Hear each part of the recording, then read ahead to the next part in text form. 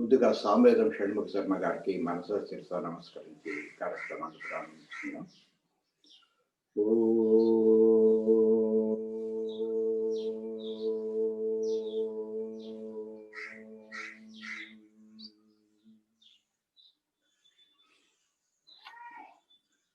నిన్న 85వ శ్లోకంలో ఉన్నాము.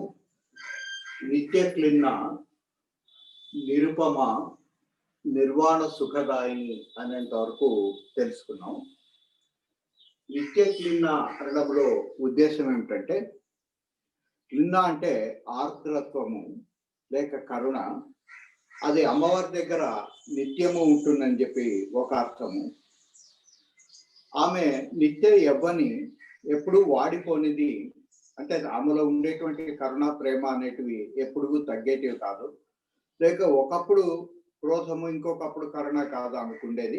ఆమెకి నిరంతరం కరుణ మాత్రమే ఉంటుందని చెప్పి అర్థాన్ని తెలుసుకున్నాం. నిరుపమ అంటే ఆమె ఎట్లా ఉంటుంది, ఆమె గుణగణాలు ఏమిటి అంటే, పోల్చి చూడడానికి మనకు మరొక వస్తువు ఏది ప్రపంచంలో లేదు. ఎందుకంటే ఏదైనా ఒక వస్తువు అయినట్లయితే దాన్ని పోల్చి చూడొచ్చు, కానీ శక్తిని లేక కంటికి కనిపించేటువంటి శక్తిని, అంతటా అలుముకున్న శక్తిని ఇట్లా ఉంటుందని చెప్పడానికి సాధ్యం లేదు. ఎందుకంటే శక్తి లేక పరమాత్మ అంతటా వ్యాపించి ఉండినప్పుడు మరొక వస్తువుకి అక్కడ అవకాశం అంటే ఏమీ లేదు.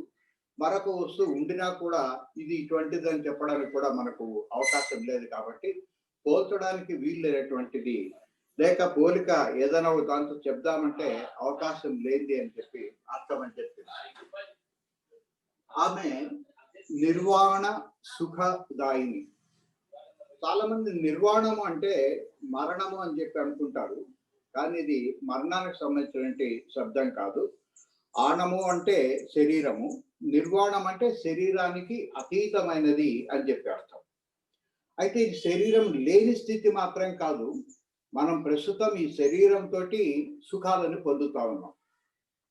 ఎప్పుడైతే శరీరంతో సుఖాలు పొందుతున్నామో ఆ శరీరం దేశానికి కాలానికి బద్ధమై ఉంటుంది. కాబట్టి మన సుఖాలకు కూడా ఒక పరిమితి అంటూ ఉంటుంది. కానీ ఆ శరీరం యొక్క పరిధిని అధిగమించి గనక ఏదైనా సుఖం ఉండినట్లయితే దాన్ని నిర్వాణ సుఖము అని చెప్పంట. అంటే ఈ శరీరం ఉంటుంది, ఏ శరీరంలోనే ఉంటాము, కానీ అది ఒక రకమైనటువంటి జీవించి ఉండంగానే పొందినటువంటి ముక్తి లాంటిది. కాబట్టి జీవన్ముక్తి అంటాం. రమణ మహర్షి లాంటి వాళ్ళు జీవన్ముక్తి పొందిన తర్వాత ఈ శరీరంతో చాలా కాలం ఉన్నారు. ప్రారంభ కర్మ ప్రకారం ఎన్ని రోజులు ఉండాలో అన్ని రోజులు ఉన్నారు. అయితే ఆయనకు ఈ శరీరంతో పొందే సుఖాలతో సంబంధం లేదు. ఈ శరీరానికి అతీతమైనటువంటి సుఖం, అంటే దేశ కాల పరిస్థితులను దాటిపోయినటువంటి సుఖాన్ని లేక బ్రహ్మానందాన్ని ఆయన నిరంతరం పొందగలుగుతున్నాడు. కాబట్టి అటువంటి సుఖాన్ని అమ్మవారు అందిస్తుందని చెప్తారు. నిర్వాణ సుఖదాయిని అని అర్థం. నిత్య షోడశికా రూప అనేది మరొక నామం. షోడశి రూపము అంటే 16 కళలు కలిగినది అని చెప్పి అర్థం. అయితే మనకు చంద్రకళలు 15 మాత్రమే తెలుసు. ఈ 16వ కళ స్వయంగా అమ్మవారే.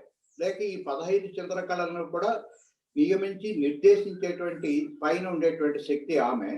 ఆమె అంగి, మిగిలిన వాళ్ళంతా కూడా అంగాలు అని చెప్పి అర్థం. కాబట్టి 16 కళలతో అమ్మ శోభిల్తా ఉంటుందని చెప్పి అర్థం. చంద్రకళలు సూర్యుడు మాదిరి కాన్స్టెంట్ గా ఉండేటివి కాదు. క్రమక్రమంగా చంద్రుడు పెరుగుతూ పెరుగుతూ 15 రోజులు పెరుగుతాడు, పున్నంకి చేరుకుంటాడు, మళ్ళీ క్రమంగా తగ్గుతూ తగ్గుతూ అమావాస్య దగ్గరికి చేరుకుంటాడు. ఇట్లా వచ్చేటి వాటిని మనం సాధారణంగా మన భాషలో పాడ్యమి, విద్య, తదియ అని చెప్పి పిలుస్తాము. కానీ 15 రోజులకి 15 మంది తిథి దేవతలు అనేవాళ్ళు ఉన్నారు అని చెప్పి మనకి ఇంతవరకే తెలుసు. వీళ్ళు అమ్మవారు బిందులో మధ్యలో చక్రము, శ్రీచక్రం మధ్యలో బిందువు దగ్గర అమ్మవారు అంటే ఆమె చుట్టూ పర్యవేక్షించి ఈ 15 మంది తిథి దేవతలు ఉంటారని చెప్పి తెలుసుకున్నాం. వాళ్ళు చుట్టూ ఉండడం వల్లనే బండాసురుడు యొక్క సైన్యం వెనక వైపు నుంచి దాడి చేయడానికి వచ్చినప్పుడు ఆ వెనక వైపు కూడా ఉండేటువంటి తిథి దేవతలు అవి గమనించి వాళ్ళని హతం చేసినాయని చెప్పి ఇంత ఉంటే బండాసురు వదలో మనం తెలుసుకున్నాం. ఈ తిథి దేవతల్ని వరుస గనక పేర్కొన్నట్లయితే పాఠ్యం నుంచి కామేశ్వరి, భగమాలిని, నిత్య క్లిన్న. నిత్య క్లిన్న అనే మాట ఇదివరకే మనం ఇక్కడ ఉపయోగించినాం. ఇక్కడ ఒక అర్థంతో ఉపయోగించినాం. ఇక్కడ తిథి దేవతగా వ్యవహరిస్తున్నాం. నిత్య క్లిన్న, భేరుండ, వన్యవాసిని, మహావజ్రేశ్వరి, శివదూతి, త్వరిత. ఈ త్వరిత అనే మాటని కూడా మనం ఇంతవరకు ఉపయోగించినాం. ఆమె యొక్క నుదుటిని మనం వర్ణించేటప్పుడు అష్టమి రోజు ఉండేటువంటి తిథి దేవతని అప్పుడు స్మరించుకున్నాం. అష్టమి నాటి చంద్రుడి మాదిరి అమ్మవారి నుదురు ఉంటుంది. అష్టమి రోజు యొక్క తిథి దేవత త్వరిత. కాబట్టి ఆమెను కనుక స్మరించినట్లయితే చాలా తొందరగా ఆజ్ఞాచక్రం నుంచి సహస్రానికి చేరుస్తుందని చెప్పి తెలుసుకున్నాం. కులసుందరి, నిత్య. నిత్య అనే మాట ఇక్కడ కూడా ఉపయోగిస్తున్నాం, ఇక్కడ కూడా ఉపయోగిస్తున్నాం. కానీ నిత్య అనే మాటకి ఇదివరకు మనం చెప్పిన అర్థము ఎటువంటి మార్పు లేనిది అని అర్థం. సత్య అంటే శాశ్వతంగా ఉండేది. నిత్య అంటే ఆ శాశ్వతంలో కూడా మార్పు లేకుండా ఎప్పుడు 16 సంవత్సరాల వయసు మాత్రమే ఉండేదని చెప్పి తెలుసుకున్నాం. అదే నామం మళ్ళీ ఇక్కడ ఒక తిథి దేవతగా కూడా వ్యవహరిస్తున్నాం. నీల పతాక, విజయ, సర్వమంగళ, జ్వాలామాలిని, చిత్రాని 15 మంది తిథి దేవతలు. ఈ 15 మంది తిథి దేవతలే తిరిగి మళ్ళీ 15 మంది తిథి దేవతలుగా మనకు శుక్లపక్షంలో కనిపిస్తారు, కృష్ణపక్షంలో కూడా కనిపిస్తారు. శుక్లపక్షంలోకి మనం క్రమంగా ప్రవేశించేటప్పుడు సూర్యుడి నుంచి చంద్రుడు కాంతిని స్వీకరిస్తూ క్రమక్రమంగా పెరుగుతూ ఉంటాడు. ఆ పుణ్యం అయిపోయిన తర్వాత అమావాస్య ప్రయాణం చేసేటప్పుడు తాను స్వీకరించిన కాంతిని చంద్రుడు తిరిగి సూర్యుడికి ఒప్పజెప్తాడని చెప్పి భావన. ఈ రకమైన ఎక్స్చేంజ్ కూడా అవసరం. ఎందుకంటే సూర్యుడి నుంచే మనకు కిరణజనం సంయోగ క్రియ జరిగి తద్వారా మొక్కలు పిండి పదార్థాన్ని తయారు చేసుకుంటాయి. చంద్రుడేమో ఓషధులకు దేవుడు. ఆ చంద్రుడి ద్వారానే ఓషధులన్నీ కూడా పెరుగుతూ ఉంటాయి. మనకు అనేక రకమైన జబ్బులు పోవడానికి ఇవి ఉపయోగపడతాయని చెప్పి మనకు తెలుసు. కానీ ఆ ఓషధులకు కూడా కిరణజన సంయోగ క్రియ అవసరమవుతుంది. అందుకని దానికి అవసరమైన శక్తిని ఒక 15 రోజుల పాటు చంద్రుడు స్వీకరిస్తాడు. అది తిరిగి మొక్కలకి ఇచ్చిన తర్వాత 15 రోజుల పాటు మళ్ళీ తను ఖాళీ అయిపోతాడు. మళ్ళీ తిరిగి స్వీకరించి ఈ మొక్కలకు పంపిణీ చేస్తూ ఉంటాడు. అయితే ఈ కార్యక్రమం ఈ 15+15 నెల రోజుల పాటు మాత్రమే జరిగేది కాదు. అది ఒక మాసము అని చెప్పి అంటాము. 15 రోజులైతే పక్షము, 30 రోజులు అయినట్లయితే మాసము అంటాం. ఇది నిరంతరం జరుగుతూ ఉండి కాల ప్రవాహంగా జరుగుతుందని చెప్పడం కోసం నిత్య షోడశిక రూప అని చెప్పి ఇక్కడ పేర్కొనడం జరిగింది. కాబట్టి 15+15+15 అనేది నిరంతరం ఒక వేవ్ ఫార్మ్ లో నిరంతరం జరుగుతూ ఉంటుంది అనే దానికోసం ఇక్కడ నిత్య అనే మాట ఉపయోగింపబడింది. అంటే ఇది ఒక నిరంతర ప్రక్రియ. ఈ 15 అనేటువంటి కళలతోటే కాలం అంతా కూడా నడుస్తూ ఉంటుంది. కానీ 15 రోజులకు పైన అమ్మవారు ఉండి వీటిని సక్రమంగా నడిపేటట్టుగా చూస్తుంది. కాబట్టి మొత్తం కలిపి 16 కళలు. ఈ మిగిలిన కళలన్నీ పెరుగుదల తగ్గుదల ఉంటాయి, కానీ అమ్మవారి యొక్క కళలో మార్పు అంటే ఏముండదు. అది అమ్మవారి పైన ఉండేటువంటి చంద్రకళ అంటాం. అది స్థిరంగా కాన్స్టెంట్ గా ఉంటుంది. ఈ 15+6 కలిపి షోడశిక రూప లేక 16 కళలు లేక 16 బీజాక్షరాలు అని చెప్పి అర్థం. తర్వాతి నామము శ్రీకంఠార్థ శరీరిణి. శ్రీ అనే పదానికి సౌభాగ్యము, భాగ్యము, ధనము అని చెప్పి అర్థం అని చెప్పి మనకు తెలుసు. అట్లాగే శ్రీ అనేటువంటి పదానికి సాలెగూడు అనేటువంటి అర్థం కూడా ఉందని చెప్పి ఇదివరకే మనం తెలుసుకున్నాం. శ్రీకాళహస్తిలో ఉండేటువంటి శ్రీ అది. ఇక్కడ శ్రీ అంటే విషము అని చెప్పి అర్థం. దీనికి ఉన్న నానార్థాల్లో ఇది కూడా ఒకటి. ఈ విషాన్ని కంఠంలో కలిగినటువంటి వ్యక్తి ఈశ్వరుడు కాబట్టి శ్రీకంఠుడు అని చెప్పి ఆయనకు పేరు. ఈ శ్రీకంఠుడి యొక్క అర్ధ శరీరంలో ఆమె ఉంది, ఎడం వైపు భాగంలో ఆమె ఉంది కాబట్టి ఆమె శ్రీకంఠార్థ శరీరిణి అనేది మరొక నామం. అంత విషయాన్ని శివుడు మింగినప్పటికీ కూడా ఆయన మరణించకుండా ఉండడానికి కారణం ఏంటంటే ఆయన ఎడం భాగంలో ఈమె ఉండబట్టే ఆమె మాంగళ్యం గట్టిది కాబట్టి ఆయన ప్రాణం నిలబడినాయి. అదే అమృతం స్వీకరించినటువంటి దేవతలేమో చాలా కాలం జీవించి ఉండొచ్చు, కానీ శాశ్వతులు మాత్రం కాదు. ఎప్పుడో ఒకసారి వాళ్ళు కూడా మరణించాల్సిందే. కానీ సాక్షాత్తు విషం మింగినటువంటి ఈశ్వరుడు మాత్రం చనిపోకుండా ఉండడానికి ఆమె అర్ధభాగంలో ఉండడమే అని చెప్పి ఒక అర్థం. ప్రభావతి, ప్రభారూప. ప్రభ అనే దాంట్లో భ అంటే కాంతి అనేది ఇదివరకే మనం తెలుసుకున్నాం.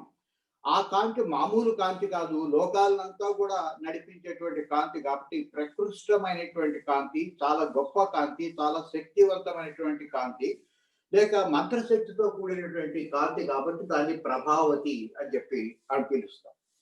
ఈ ప్రభావతి అనే కాంతిలో అష్టసిద్ధులు కలిసి ఉంటాయి. ఈ అష్టసిద్ధులు అమ్మవారికి దిగువన ఉండేటువంటి మిగిలినటువంటి 8 మెట్ల మీద ఒక్కొక్క సిద్ధి ఒక్కొక్క చోట పనిచేసి క్రమక్రమంగా మనకు ఉన్నత స్థితికి పైకి తీసుకోవడానికి ఉపయోగపడతాయి. అయితే ఆ సిద్ధి మనకు లభించగానే ఒక్కొక్కసారి పొరపాటున అక్కడే ఆగిపోయి ఆ మెట్టు దగ్గర నిలబడిపోవడము, లేక కిందకి దిగజారిపోవడమో చేస్తూ ఉంటాం. అట్లా లేకుండా అమ్మవారిని కనుక ఆశ్రయించినట్లయితే ఒక్కొక్క మెట్టు పైకి ఎక్కించి అక్కడికి చేరుస్తుందని చెప్పారు. ఈ అష్టసిద్ధులు అనేటివి భావనాత్మకమైనవి. కానీ ఆ భావనాత్మకమైన వాటికి ఒక పర్సానిఫికేషన్ కనుక చేసినట్లయితే అణిమ, మహిమ, గరిమ, లగిమ అనేటువంటి ఈ 8 సిద్ధులకి ఒక పర్సానిఫికేషన్ కనుక చేసినట్లయితే ఆ రూపాలు కూడా అమ్మవే ప్రభా రూప. ఈ ప్రభలు, ఈ అష్టసిద్ధులు అనే ప్రభల్ని రూపంగా ధరించి ఒక్కొక్క మెట్టు మీద ఆమె తిరిగి విస్తరించి ఉంటుంది అని చెప్పి అర్థం. కాబట్టి ప్రభావతి అంటేనేమో అష్టసిద్ధులు అని అర్థం, ప్రభారూప అంటే అష్టసిద్ధుల యొక్క రూపము అని చెప్పాం. ఆమె ప్రసిద్ధ అంటే చాలా గొప్పది అని చెప్పి ఒక అర్థం, ఇది పైన చెప్పుకునే అర్థం. అంతకంటే మించినటువంటి ప్రసిద్ధమైనటువంటి నామం మరొకటి లేదు, లేక అటువంటి మించిన శక్తి మరొకటి లేదు. అన్ని శక్తులకు మూలమైనటువంటి శక్తి కాబట్టి అది ప్రసిద్ధమైనది అని చెప్పారు. కానీ కొంచెం లోపలికి పోయి తరచి చూసినట్లయితే ప్రసిద్ధ అనే దాంట్లో సిద్ధము అంటే ఇది వరకే వచ్చి ఉన్నది అని చెప్పి అర్థం. ఆ ఇది వరకే వచ్చి మనందరిలో ఉన్నటువంటిది ఏమిటంటే నేను అనేటువంటి ఆత్మతత్వం. నేను అనేటువంటి తెలుగు మాటకి సంస్కృతంలో కనుక ఉపయోగించినట్లయితే ఆత్మ ఆత్మ ఆత్మ అని, నేను నేను నేను. కాబట్టి జీవించి ఉన్నటువంటి ప్రతి ప్రాణి, ప్రతి వ్యక్తి కూడా నిరంతరం ఏ పని చేస్తున్నా కూడా లోపల నేను నేను నేను అనే స్పృహతోనే తప్పనిసరిగా ఉండి తీరుతాడు. ఆ లోపల ఉండేటువంటి ఆ పరమాత్మ తత్వం అనేది ఇది వరకే మనకు సిద్ధమై ఉన్నది. అయితే అది మనకు వ్యక్తం కావడం లేదు. కానీ మనకు తెలియకుండానే నిరంతరం నేను నేను అని చెప్పి అనుకుంటుంటాం. ఇప్పుడు వినేటప్పుడు ఇది నాకు ఏమైనా ఉపయోగపడుతుందా, నాకు దీనికి ఉండేటువంటి సంబంధం ఏమిటని రిలేటివ్ టర్మ్స్ లో మనం ఆలోచిస్తూ ఉంటాం. ఈ రిలేటివ్ టర్మ్స్ మానేసి అబ్సల్యూట్ టర్మ్ లోకి మారిపోయి ఆ నేను మీదనే కనుక దృష్టిని కేంద్రీకరించినట్లయితే మనం పరమాత్మని పొందవచ్చు అని చెప్పి అర్థం. కాబట్టి ఇదివరకే మనలో సిద్ధమై ఉండి అత్యంత గొప్పదైనటువంటి ప్రసిద్ధమైనటువంటి దాన్ని కనుక మనం పట్టుకోగలిగినట్లయితే అది ముక్తి. అట్లా ముక్తి పొందడానికి అవసరమైన సహాయం అంతా కూడా ఆమె చేస్తుంది అని చెప్పి అర్థం. ఆమె పరమ ఈశ్వరి, ఆ పరమేశ్వరుడి యొక్క పత్ని కాబట్టి ఆమె పరమేశ్వరి అని చెప్పి అర్థం. ఆ పరమేశ్వరుడి యొక్క ఇచ్ఛ చాలా చిన్నది కాదు, చాలా గొప్పదైనటువంటి ఇచ్ఛ కాబట్టి ఆయనకు ఆ పరమేశ్వరుడి యొక్క ఇచ్ఛను నెరవేర్చడం కోసం ఆమె నడుము బిగించింది కాబట్టి ఆమె పరమ ఈశ్వరి అని చెప్పారు. శివ అంటే సృష్టికి ముందు ఉండేటువంటి పరమాత్మ యొక్క స్వరూపం. సృష్టి చేయాలనే కోరిక కలిగిన తర్వాత దాన్ని ఎట్లా చేయాలి, ఏ విధంగా అమలు చేయాలని చెప్పేది ఈశ్వరుడి యొక్క రూపం. కాబట్టి పరమేశ్వరి అండంలో అర్థం ఏమిటంటే సృష్టి చేయదలుచుకున్న తర్వాత ఆ పరమేశ్వరుడి యొక్క కార్యక్రమాలను అమలు చేసేటువంటి ఏకైక శక్తి అని చెప్పారు. ప్రసిద్ధ పరమేశ్వరి. ఆమె మూల ప్రకృతి కూడా. ఈ ప్రకృతి అనేది మనం ఇప్పుడు మన కంటెదురు కనిపించేటువంటి చెట్లు, చేమలు, కొండలు ఇవన్నీ కూడా కాదు. ఆమె మూల ప్రకృతి. ఈ మూల ప్రకృతికి మనకు కనిపించేటువంటి ప్రకృతికి కొంత తేడా ఉంది. ఆ సంగతి చెప్పడం కోసమే వెంటనే మూల ప్రకృతి అన్న తర్వాత అవ్యక్త, వ్యక్త, అవ్యక్త స్వరూపిణి అనే మాటని మళ్ళీ ఉపయోగించడం జరిగింది. ఇక్కడ అవ్యక్త అనేది 2 చోట్ల వాడడం జరిగింది. కానీ దీని అర్థం వేరు, దీని అర్థం వేరు. అందుకని ముందు మూల ప్రకృతి అంటే ఏమిటి అనేది మనం అర్థం చేసుకోవడం కోసం ప్రయత్నం చేద్దాం. ఈ మూల ప్రకృతి నుంచే ఇప్పుడు ఉండేటువంటి ప్రకృతి మనకు కనిపిస్తుంది. ఇప్పుడు కనిపించే ప్రకృతిని వ్యక్తమైనది అంటాము. కనపడకుండా దాని వెనక ఉండి తయారు చేసిన దాన్ని అవ్యక్తమైనటువంటి ప్రకృతి లేక మూల ప్రకృతి అని చెప్పంటాం. ఎప్పుడైతే శివుడు తాను అనేకమవుదును కాక లేక సృష్టి చేయాలా అనే కోరికను కలిగిందో అక్కడ మొట్టమొదటి కోరిక అనేది ఏర్పడింది. అందుకే అప్పుడు ఆయన్ని కామేశ్వరుడు అంటాం. సృష్టికి ముందు ఉండేదేమో శివుడు, సృష్టి చేయాలని కామం కలిగి దాన్ని చేసిన తర్వాత ఉండేనేమో ఈశ్వరుడు. ఈశ్వరుడు అంటే ఒక నియమబద్ధంగా పరిపాలన చేసేవాడు లేక నియమబద్ధంగా నడిపించేవాడు అని చెప్పారు. మొట్టమొదటి ఆ కోరిక ఆయన కలిగింది కాబట్టి ఆయనకు కామేశ్వరుడు అని చెప్పి పేరు. ఆ కామేశ్వరుడు యొక్క కోరిక నెరవేర్చడం కోసం అమ్మవారు చేసే ప్రయత్నం ఆమె ద్వారానే జరుగుతుంది కాబట్టి ఆమెకు కామేశ్వరి అని చెప్పి అప్పుడు పేరు. అంతవరకు మాత్రం ఆయన కేవలం శక్తి లోపల దాచుకున్నటువంటి శివుడు ఎప్పుడైతే వ్యక్తం అవుదామని చెప్పి అనుకుంటామో ఆ శివుడిలో ఉండేటువంటి శక్తి ఆల్రెడీ తన లోపల ఉండే శక్తి బయటకు వచ్చి కార్యక్రమాలని నిర్వహిస్తుంది. ఇట్లా బయటకు వచ్చేటువంటి దాంట్లో మొట్టమొదటి దశ ఏమిటంటే అది ఇచ్ఛాశక్తి. ఆయన అనుకున్నట్టుగా ఆయన కోరిక మేరకు ఆయన అనుకున్న విధంగా ఈ ప్రపంచాన్ని సృష్టి చేయాలనే కోరిక ఆ శక్తికి కలిగింది. అయితే ఈ శక్తి వేరు మళ్ళీ పరమేశ్వరుడు వేరు అనేటువంటి పొరపాటు మనం ఎప్పుడు చేయకూడదు. ఒక వ్యక్తికి కోరిక కలుగుతుంది, కలిగినప్పుడు అతనికి గనక తగినంత బలం ఉంటే ఆ బలాన్ని ఉపయోగించి తనే ఆ కోరికను నెరవేర్చుకుంటాడు. ఇక్కడ బలాన్ని బలవంతుడిని ఎట్లయితే వేరు చేయలేమో అట్లాగే కామేశ్వరుని రెండు వేరువేరుగా చూడడం అనేది సాధ్యం కాదు. మనకు అర్థం కావడం కోసం ఆ ఉండేటువంటి ఒకే ఒక పరమాత్మ ఆయన యొక్క శక్తిని విడివిడిగా మనం చూస్తాం తప్ప పరమాత్ముడి యొక్క సొంత శక్తి అది, బలవంతుడి యొక్క బలమే అది అని చెప్పి మనం అర్థం చేసుకోవాలి. పంజాబ్ రాష్ట్రంలో ఒక మారుమూల ప్రాంతంలో బాగా తీవ్రమైన నీటి ఎద్దడి ఉండి అక్కడ ఉండేటువంటి స్త్రీలు 5-6 కుండలు నెత్తిన పెట్టుకొని చాలా దూరం పోయి నీళ్లు తెచ్చుకొని చాలా కష్టపడేవాడు. ఆ ఊర్లో ఉండేటువంటి ఒక పెద్ద ఆయన, దాదాపు 60 సంవత్సరాల వయసు ఆయనకు, ఆయన చూసి బాధపడి ఒరే ఇంత కష్టం ఎందుకురా, లేడీస్ అంతా ఇబ్బంది పడిపోతున్నారు, ఇక్కడికి ఒక 4 కిలోమీటర్ల దూరంలో ఒక నది పారుతా ఉంది, అది ఎత్తులో ఉంది మనకంటే కూడా, అక్కడి నుంచి ఒక కాలువ కనుక కష్టపడి తయారు చేసుకోగలిగినట్లయితే మనకందరికీ నీటి సమస్య తీరిపోతుందని చెప్పి ఊర్లో వాళ్ళందరికీ తన కోరికను వ్యక్తం చేసినాడు. ఆయన కోరిక అయితే వ్యక్తం చేసినాడు కానీ ఎవరు ముందుకు రాలే. అది ప్రభుత్వం యొక్క పని కదా, మనకేం పట్టింది, ఎంత ఖర్చు అవుతుంది అనుకున్నావు, ఆ పనికి పోవాలంటే మేము పనులన్నీ మానుకోవాలని చెప్పి తల ఒక రకంగా చెప్పి తప్పించుకున్నాడు. అప్పుడు ఆయన తనకు కోరిక కలిగిన దాన్ని తీర్చుకోవడం కోసం తన శక్తిని సొంతంగా వాడి ఆ 4 కిలోమీటర్లు మెల్లిగా కష్టపడి కాలువని తీసుకొచ్చి ఈ రోజు నీళ్లు సమృద్ధిగా ఆ గ్రామానికి వచ్చేట్టుగా చేసినారు. మిగిలిన వాళ్ళు సాయం చేయలేకపోయినారు కానీ చిట్టు చివరికి ఏం చేస్తున్నారంటే ఆ కాలువకు ఆయన పేరు పెట్టుకున్నారు. ఆయన మరణించిన తర్వాత కూడా ఆయన పేరు నిలిచిపోవాలని చెప్పి. కాబట్టి కోరిక అయిందే, శక్తి కూడా అయింది. అట్లాగే ఇక్కడ కూడా మొట్టమొదట శివుడికి ఒక కామము లేక కోరిక కలిగింది, సృష్టి చేయాలి, తాను అనేకంగా కనిపించాలని చెప్పేటువంటి కోరిక కలిగింది. ఆ కోరిక నెరవేర్చడానికి ఇతరులు ఎవరు లేరు, ఎందుకంటే మొత్తం అప్పటికి ఉన్నది ఆయన ఒక్కడే కాబట్టి ఆయనలో ఉండే శక్తి బయటికి వ్యక్తమైంది. అటువంటి స్థితిలో దాన్ని ఇంకా పూర్తి శక్తిగా మారలేదు, పరమాత్మతో కలిసే ఉంది కాబట్టి దాని చిత్ శక్తి, చైతన్యము ప్లస్ శక్తి కలిసి ఉన్న స్థితి కాబట్టి చిత్ శక్తి అంటాం. ఆ చిత్ శక్తిలో మొదట ఊహామాత్రంగా ఈ క్రియ అనేది ప్రారంభం అవుతుంది. మొట్టమొదటి వచ్చిన దాన్ని ఇచ్ఛాశక్తి అంటాము. శక్తి అనగానే కదలిక ఉండేది అని చెప్పి గుర్తుపెట్టుకుంటాం. పరమాత్మకు ఉండేది స్థిరత్వం, ఈ శక్తికి ఉండేదేమో కదలిక అనేది, ప్రకంపనము లేక ఫ్రీక్వెన్సీ అనేది ఉంటుంది. కాబట్టి ముందు ఇచ్ఛాశక్తి, ఆ ఇచ్ఛాశక్తి ఈమెకు వచ్చిన తర్వాత ఆమె కామేశ్వరి అయింది. తర్వాత ఎట్లా ఈ నిర్మాణం చేయాలని చెప్పి ఒక ప్రణాళికను రూపొందించుకుంది, ఒక ప్లాన్ రూపొందించుకుంది. దాన్ని జ్ఞానశక్తి అంటారు. ఆ జ్ఞానశక్తి రూపొందించుకున్న తర్వాత క్రియలోకి దిగడం మొదలుపెట్టింది, క్రియాశక్తి అంటారు. కాబట్టి ఇచ్ఛాశక్తి, జ్ఞానశక్తి, క్రియాశక్తి అనేటివి కనపడేటువంటి, కంటి కనపడకుండా ఉండేటువంటి అవ్యక్తమైనటువంటి స్థితులు. ఎప్పుడైతే తను ఒక ప్రణాళిక రచించుకొని కార్యరంగంలోకి దూకిందో, ఈ నిర్మింపబోయే ప్రపంచానికి గురుత్వాకర్షణ శక్తి అవసరం. అది ఉంటేనే ఒక సూర్యుడి చుట్టూ మిగిలిన గ్రహాలన్నీ తిరుగుతుంటాయి, భూమి చుట్టూ చంద్రుడు తిరుగుతూ ఉంటాడు. కాబట్టి ఆ ఉండేటువంటి ఒకే ఒక శక్తి తను 18 రకాలుగా విభజించుకున్నది. ఉష్ణ శక్తి, అయస్కాంత శక్తి, విద్యుత్ శక్తి, విద్యుత్ అయస్కాంత శక్తి, అట్లాగే కాంతి శక్తి, శబ్ద శక్తి, గురుత్వాకర్షణ శక్తి, ఇట్లా రకరకాలుగా విభజించుకొని ప్రణాళికను మొదలుపెట్టింది. కానీ ఈ శక్తి కూడా మనకు కంటికి కనిపించేది కాదు. దాని రూపాన్ని ఊహించాల్సిందే. మనకు అష్టాదశ శక్తి పీఠాలు ఉన్నాయి, కానీ మనం నేరుగా ఆ శక్తి పీఠాల ఆధారంగా అమ్మవారిని ఆరాధించుకోవాల్సిన శక్తిని ఊహించుకోవాల్సింది తప్ప కంటితో చూడడానికి మాత్రం సాధ్యం కాదు. కాబట్టి ఇది కూడా అవ్యక్తం.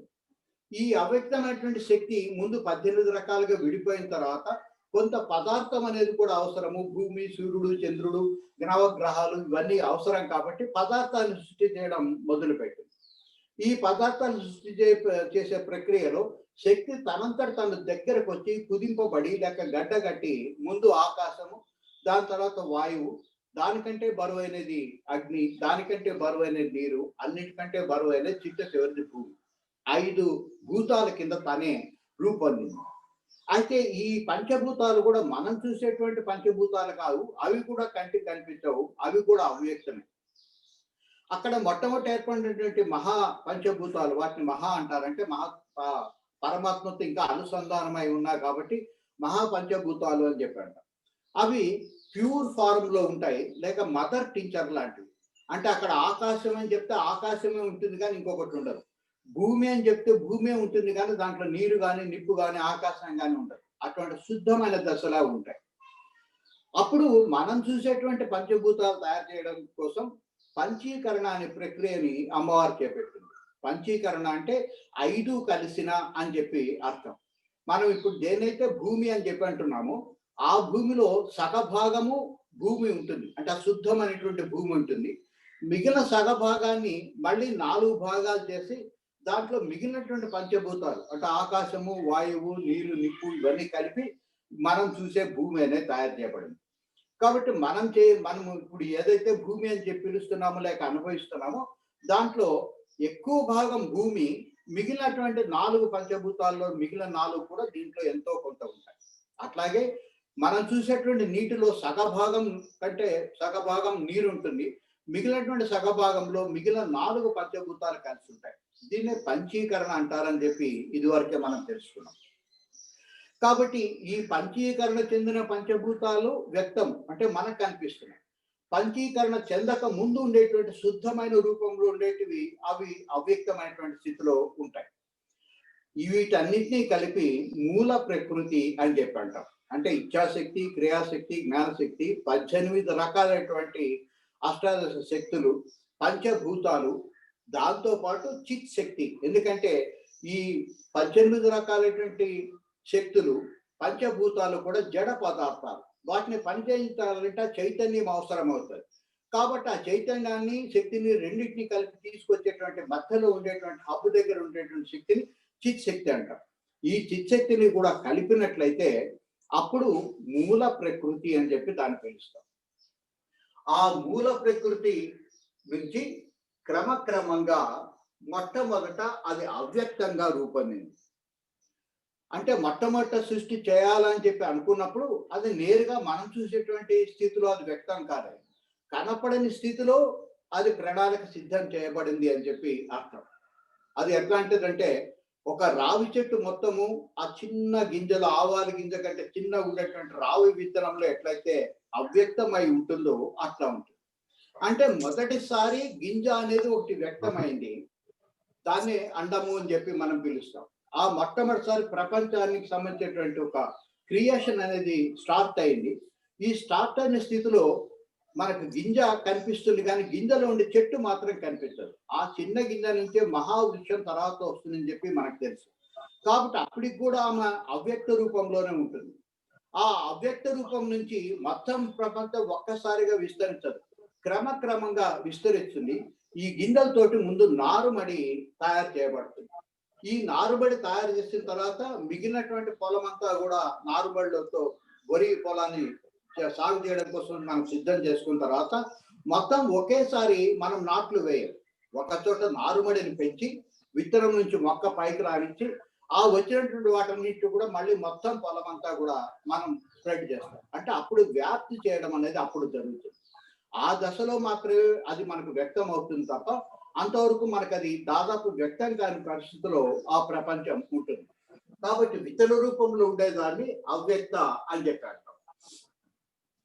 అయితే ఈ వ్యాప్తి చెందేటప్పుడు మనకు ప్రపంచం కనిపించడం కోసం చేసినటువంటి ఏర్పాట్లు ఎట్లాంటివి అంటే ఈ 5 రకాలైనటువంటి వాటితో కలిపి 5 25 పాయింట్లను కలిపి మనకు ఈ ప్రపంచం అనేది వ్యక్తం అవుతుంది. అందుకే దాన్ని ప్రపంచము అంటాం. పంచం అంటే 5తో కూడినది అని చెప్పి అర్థం. పంచభూతాలు, ఇది పంచీకరణ చెందినటువంటి పంచభూతాలు. ఈ పంచభూతాలు ఒక్కొక్క దానికి ఒక ప్రత్యేకమైనటువంటి స్పర్శ జ్ఞానము లేక ప్రత్యేకమైన గుణం ఉంటుంది. వాటిని పంచ తన్మాత్రలు అంటాం. ఈ పంచభూతాలకి పంచ తన్మాత్రలు ఉండడం వల్లనే మన పంచ జ్ఞానేంద్రియాలు వాటిని గ్రహించగలుగుతుంది. కాబట్టి ఇంకొక 5 అక్కడికి చేరినాయి. వీటితో పాటు మనకు అవసరమైన విషయాన్ని గ్రహించిన తర్వాత దాన్ని సొంతం చేసుకోవడం కోసం పంచ కర్మేంద్రియాలు అవసరమవుతాయి. కాబట్టి 20ని కలిపి మనం లెక్కలోకి తీసుకోవాలి. పంచభూతాలు, పంచ తన్మాత్రలు, పంచ జ్ఞానేంద్రియాలు, పంచ కర్మేంద్రియాలు, ఇవన్నీ పనిచేయించడానికి కనపడకుండా లోపల ఉండేటువంటి ఒక 4 అంశాలు ఉన్నాయి. మనసు, బుద్ధి, చిత్తము, అహంకారం. అవి లోపల ఉంటాయి కాబట్టి వాటిని అంతఃకరణలో ఈ 24 కలిపి ప్రపంచం. అయితే ఈ 24 ఉన్నంత మాత్రాన ఈ 24 కూడా జడ పదార్థాలే కాబట్టి వాటిని పని చేయించడం కోసం చిత్ శక్తి అనేది ఒకటి మళ్ళీ మనకు అవసరమవుతుంది. కాబట్టి ఈ 25 అంటే 5 25 అయితే ప్రపంచం కాబట్టి 5 అదులతో కూడింది కాబట్టి ప్రపంచం అని చెప్పాను.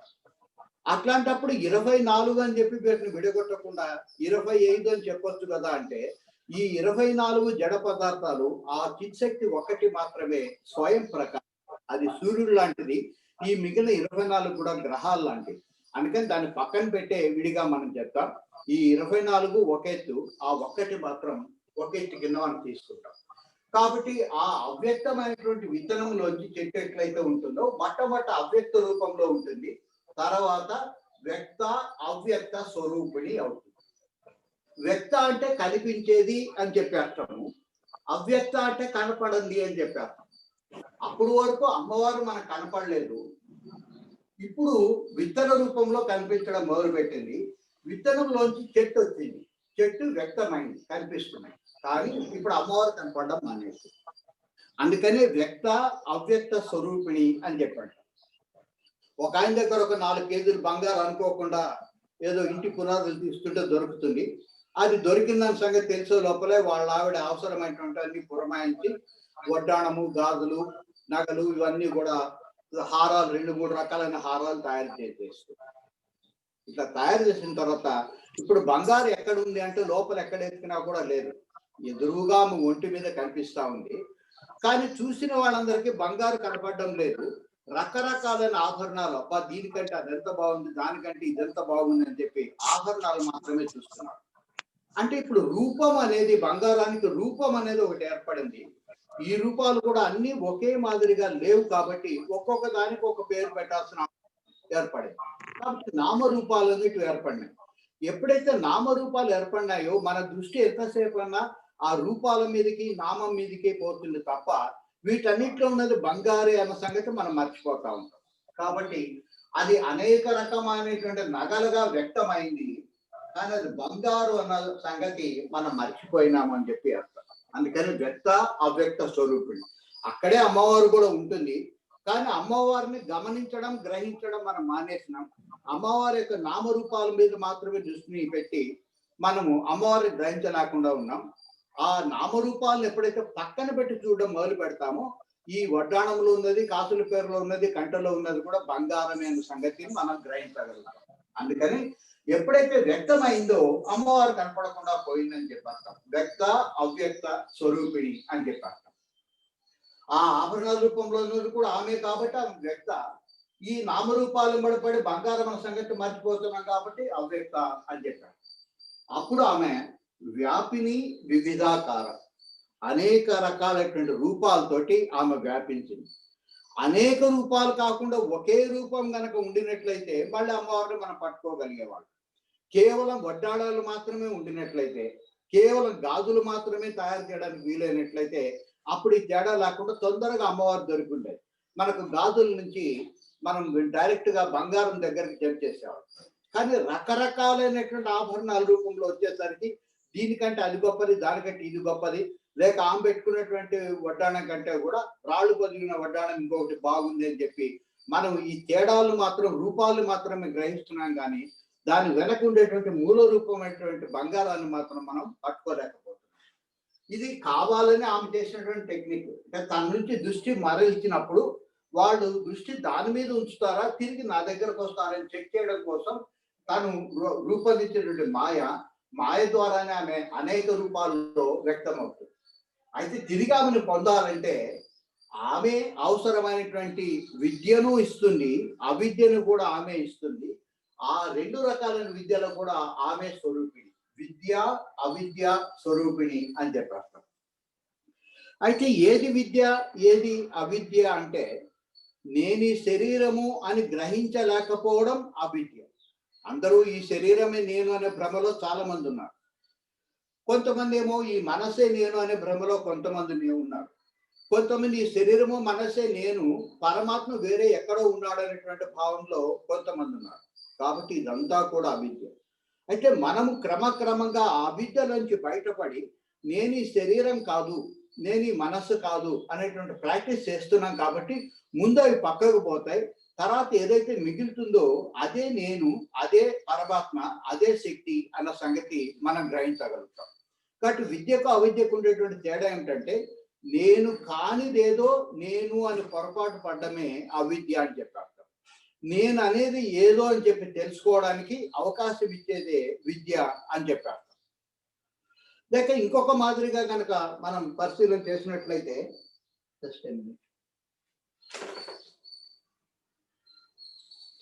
అన్నీ కూడా అమ్మవారే అని తెలుసుకోలేకపోవడం అనేది అవిద్య. అన్ని బంగారు నగలు, ఆభరణాలని చెప్పి అనుకుంటున్నాం, లోపల ఉండేది అంతా బంగారు అని చెప్పి తెలుసుకోలేకపోవడం, లేక భిన్నత్వం పట్ల ఆకర్షితమై ఆ భిన్నత్వంలో ఉండే ఏకత్వాన్ని గ్రహించలేకపోవడమే అవిద్య అని చెప్పారు. అందుకే ఆమె దృశ్య ఆధారణి అని చెప్పి అంటారు. అంటే కనిపించి కనిపించకుండా ఆమె కనిపిస్తూ ఉంటుంది, వ్యక్తం అవుతుంది. కానీ నిజంగా పూర్తి వ్యక్తం అవుతారంటే పూర్తి వ్యక్తం కాదు. ఒక పల్చటి ప్లాస్టిక్ షీట్ ని మడతలు పెట్టి వరుసగా ఒక చోట ఒక రాడ్కి ఏలాడగట్టినని చెప్పి అనుకున్నాం. అది తెల్లటి ప్లాస్టిక్ షీట్ కాబట్టి అవతల ఏముందో కనిపిస్తుంది.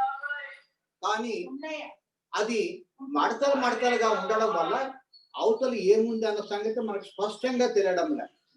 దృశ్యం కనిపించి కనిపించకుండా అమ్మవారు మనల్ని టెంప్ట్ చేస్తూ ఉంటుంది. అటువంటి పరిస్థితుల్లో ఆ షీట్ ని కనుక వైడ్ గా లాగినట్లయితే అప్పుడు స్పష్టంగా అవతల నుండి అమ్మవారు మనం తెలుసుకోవడానికి సాధ్యమవుతుంది.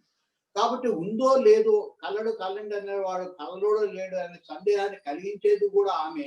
ఆ సందేహం కలిగిన తర్వాత వెతుకునే పద్ధతిని కూడా చెప్పేదాన్ని. దాన్ని విద్య అంటాం.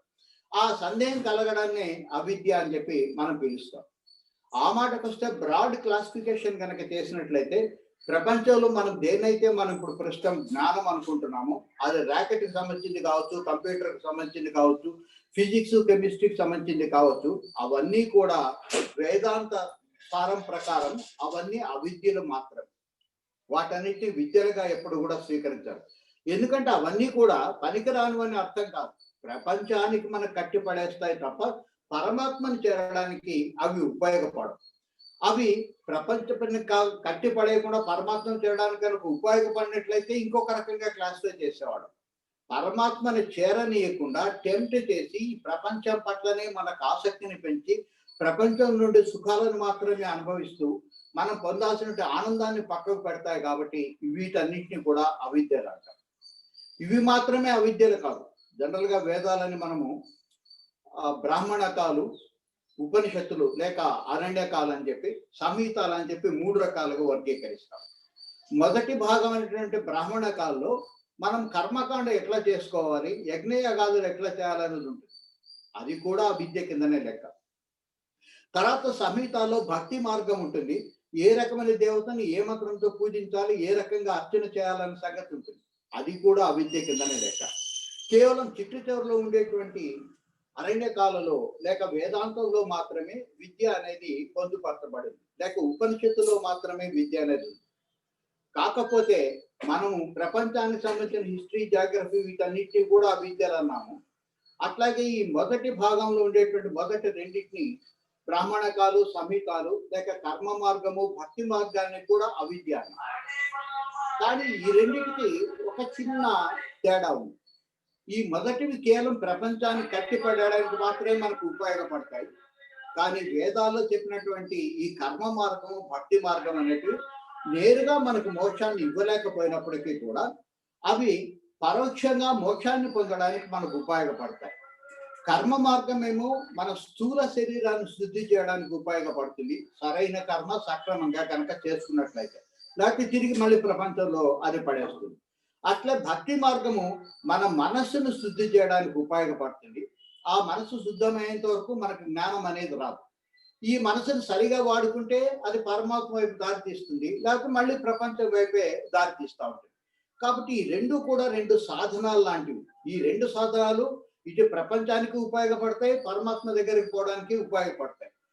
అయితే మనం ఎట్లా వాడుకుంటాం అనేటువంటి స్వేచ్ఛ మాత్రం మనకు ఉంది. ఆగామి కర్మ మన చేతిలో ఉంది కాబట్టి ఆ స్వేచ్ఛనుగా మనం సక్రమంగా వాడుకున్నట్లయితే మన కర్మయోగం ద్వారా శరీరాన్ని శుద్ధి చేసుకోవడానికి, భక్తి యోగం ద్వారా మనసును శుద్ధి చేసుకోవడానికి మనం ఉపయోగించుకున్నట్లయితే అప్పుడు మాత్రమే మనకు జ్ఞానం లభిస్తుంది.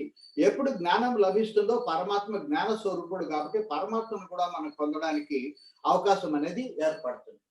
కాబట్టి ప్రాపంచికమైన విద్యలు లేక వేదాల్లో చెప్పిన విద్యల్లో కూడా కొంత అవిద్య ఉంది. అయితే ప్రాపంచికమైన విద్య ఒట్టి అవిద్య అయితే ఈ వేదాల్లో చెప్పినటువంటి అవిద్యకు ఒక ప్రత్యేకత ఉంది. అవి నేరుగా పరమాత్మను ఇవ్వలే కానీ పరోక్షంగా ఇవ్వగలుగుతాయి. కాబట్టి వాటిని అపరా విద్య అని చెప్పి పిలుస్తారు. కాబట్టి అవిద్యలో రెండు భాగాలు, పూర్తిగా ప్రపంచానికి సంబంధించిన అవిద్య, రెండవది వేదాలకు సంబంధించినటువంటి అవిద్య. అయితే అది పరమాత్మను పరోక్షంగా చేరడానికి ఉపయోగపడుతుంది కాబట్టి అది అపరా విద్య అంటారు. ఉపనిషత్తులు చెప్పేది మాత్రమే పరా విద్య లేక పూర్తి విద్య లేక దాన్ని మాత్రమే విద్య అని చెప్పి అంటారు. ఈ రెండు రకాలైనటువంటి వాటిని కూడా అమ్మే ఇచ్చింది. తన మాయ కల్పించే ప్రపంచాన్ని అక్కడ తయారు చేసిన తర్వాత ప్రపంచంలో మునిగిపోకుండా కాపాడడం కోసమే మళ్ళీ వేదాల్లోన మనకు కర్మయోగము భక్తి యోగం అనేది పెట్టి వాటి ఆధారంతో ఉపనిషత్తుల దగ్గరికి పోయి జ్ఞానం అంటే ఏమిటో తెలుసుకొని, పరమాత్మ అంటే ఏమో తెలుసుకొని, మన నిజ స్వరూపం అంటే ఏమిటో తెలుసుకొని, మనలో ఉండేటువంటి స్వరూపమే పరమాత్మ యొక్క స్వరూపం అని తెలుసుకొని ఈ ఆత్మని పరమాత్మని, జీవాత్మని పరమాత్మని ఏకం చేయడం కోసం అవసరమైన విద్య అంతా కూడా ఇక్కడ ఇవ్వబడింది. ఈ వేదాంతము లేక ఉపనిషత్తులు మాత్రమే విద్య అని చెప్పి వేదాంత శాస్త్రంలో పేర్కొంటారు. మామూలు బయట ప్రపంచంలో వాడక వేరు, కానీ ఇక్కడ వాడేటువంటి పద్ధతి వేరు. విద్య అవిద్య స్వరూపిణి, రెండు స్వరూపాలు కూడా ఆమెవే. వేద విద్య స్వరూపము ఆమెదే, వేదాంతం యొక్క స్వరూపం కూడా ఆమెదే అని చెప్పారు. మహాకామేశ నయన కుముదాహ్లాద కౌముది. కుముదం అంటే తెల్ల కలువ అని చెప్పేస్తాము. ఆ మహాకామేశ్వరుడి యొక్క నయనాలు ఎట్లా ఉన్నాయంటే ఆయనకు 3 కళ్ళు అని చెప్పి మనకు తెలుసు. ఆ 3 నయనాలు కూడా తెల్ల కలువల మాదిరి ఉన్నాయంట. వాటిని తెరుచుకున్నట్టుగా చేసి సంతోషపట్టుగా చేసేటువంటి కౌముది ఆమె. కౌముది అంటే వెన్నెల, చంద్రుడి నుంచి వచ్చేటువంటి వెన్నెల ద్వారానే ఆ తెల్ల కలవని విచ్చుకున్నట్టు చేస్తాయి. అంటే తను శాంతంగా ఉండడం మాత్రమే కాకుండా అన్ని రసాల్లోకి శాంత రసం చాలా ఇంపార్టెంట్, అది టాప్ లో ఉండేటువంటిది. అన్ని రసాలు అనుభవించిన తర్వాత చిట్టుతూరు చేరుకున్న దశ శాంతం.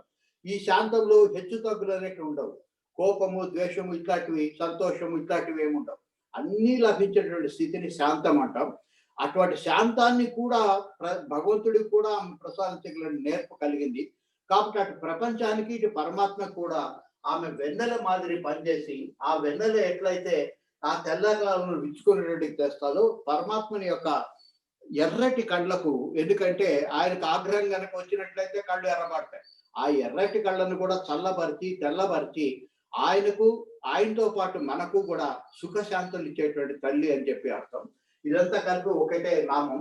మహాకామేశనైన కుముదాహ్లాద కౌముది అనేది ఒకటే నామం, గుర్తుపెట్టండి. మళ్ళీ విడగొట్టి మధ్యలో బ్రేక్లు మాత్రం వేయద్దండి.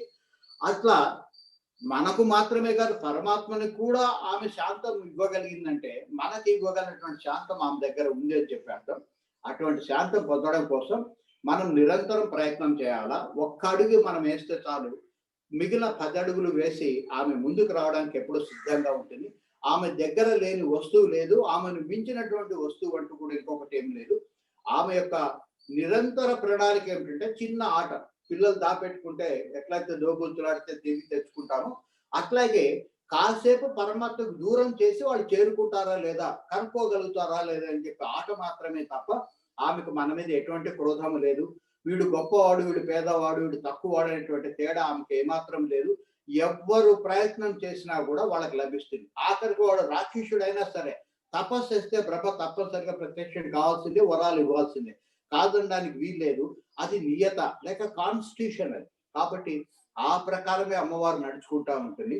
ఆమె నిరంతరం మనకు సాయం చేయడానికి ఆమె నిత్య క్లీన, నిరంతరం ఆర్ద్రత కలిగి ఎప్పుడెప్పుడు సాయం చేద్దామని సిద్ధంగా ఉంది. ఆలస్యం మనదే కానీ ఆమెది కాదు. మనం ఆమెను ఒక పార్టీ కింద మాత్రమే తీసుకొని మిగిలినవన్నీ కావాలి, ఆమె కావాలనుకుంటున్నాం కానీ కాసేపు ఆ మిగిలినవి ఎప్పుడో ఒకసారి వస్తాయి. కొంచెం ఓపిక పడితే ఈ మిగిలిన వాటికంటే అనేక రెట్ల సుఖం అవతల రెడీగా ఉందన్న సంగతి గ్రహించి కాసేపటి వీటిని పక్కన పెట్టి వీటిని పెద్దగా పట్టించుకోకుండా వస్తే తీసుకోవడం, లేకపోతే లేదు. వీటంటే ప్రాపంచికమైనటువంటి కోరికలు వెంబడి పరిగెత్తకుండా పరమాత్మ వైపే కనుక దృష్టి పెట్టుకున్నట్లయితే మనకు అది అసాధ్యమైనటువంటి అంశమేమి కాదు. కానీ బయట వెతకడం మానేసి లోపల వెతుకున్నట్లయితే అది ఇంకా సులభం, సుసాధ్యం అని చెప్పి ఇదివరకు మనం తెలుసుకున్నాం. కాబట్టి ఆ ప్రయత్నం కోసం మనం తర్వాత శ్లోకాలు ఏమొస్తున్న సంగతి తెలుసుకుందాం. కాకపోతే రేపు నుంచి సంక్రాంతి స్టార్ట్ అవుతుంది కాబట్టి చాలా మంది క్లాసెస్ అటెండ్ కావడానికి కానీ లేక రెగ్యులర్ గా వినడానికి కానీ సాధ్యం కాకపోవచ్చు. మధ్యలో బ్రేక్ పడితే ఒకసారి బ్రేక్ పడితే మళ్ళీ కంటిన్యూ కాదు. కాబట్టి రేపటి నుంచి ఒక 5 రోజుల పాటు, ఎందుకంటే 13, 14, 15 పండగ, తర్వాత అది శుక్రవారం అయింది, శని ఆదివారం ఎటు మనం సెలవిస్తున్నాం. మళ్ళీ సోమవారం రోజు కలుసుకున్నాం. ఈ లోపల సందేహాలు ఉంటే దయచేసి అడగండి.